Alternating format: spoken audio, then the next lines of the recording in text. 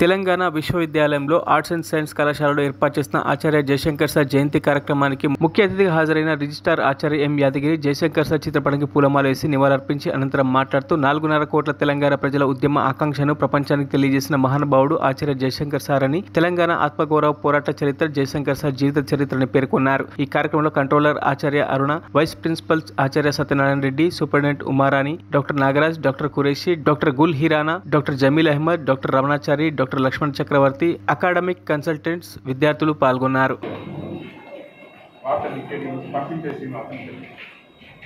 అప్పుడు నాకు అవసరం ఉన్నప్పుడు సార్ ఫోన్ చేసి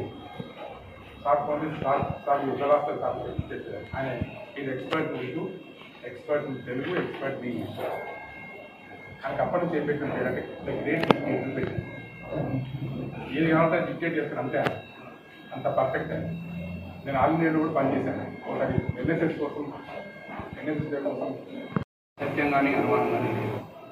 ఎలాంటి పదవులకు కానీ మరొకటి ఆశించకుండా కేవలం తెలంగాణ రాష్ట్రమే తన జీవిత లక్ష్యంగా తన జీవితాన్ని త్యాగం చేసిండు. కనీసం పెళ్లి కూడా చేసుకోలేదు.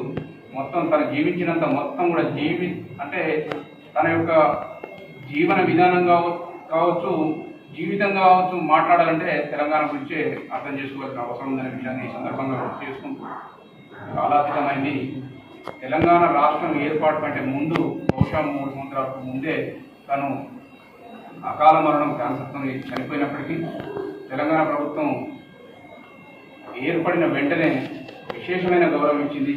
గొప్పగా తనను ఎక్కడ తీసుకుపోవాలో జిల్లాకు ఒక పేరు పెట్టడం, ఇవాళ తెలంగాణ జాతిపితగా అనివార్యత పరిస్థితుల్లో గుర్తించలేదు, కానీ ప్రజలందరి హృదయాలలో మాత్రం ఎవరైనా ఒక వ్యక్తిని పిలిచి ఘనంగా జయంతి ఉత్సవాలు జరపాలని అనుకున్నాను. కానీ ఈరోజే మనకు పరీక్షలు ప్రారంభం కావడం ద్వారా ఆ స్థాయిలో మనం జయంతి ఉత్సవాలను జరుపుకోలేకపోయాం.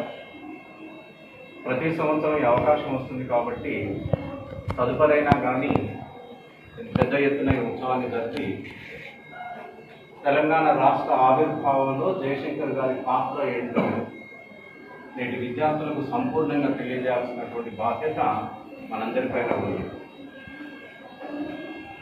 ఒకసారి ప్రొఫెసర్ జయశంకర్ గారి గురించి మనం పునరావృతం చేసుకున్నట్లయితే, ఆయన విద్యాభ్యాసం అంతా కూడా వరంగల్ జిల్లాలోనే పూర్తి చేసేసుకొని మొదట బిఎడ్ తోటి ఒక స్కూల్ టీచర్గా ఆయన ఉద్యోగం ప్రారంభించడం జరిగింది. ఒక స్కూల్ టీచర్గా ఉద్యోగం ప్రారంభించినటువంటి వ్యక్తి ఒక కళాశాలకు ప్రొఫెసర్గా, ఆనాడు వరంగల్లో అతిపెద్ద కళాశాలగా చెప్పుకుంటున్నటువంటి మరిన్ని అప్డేట్స్ కోసం మా ఛానల్ని సబ్స్క్రైబ్ చేయండి.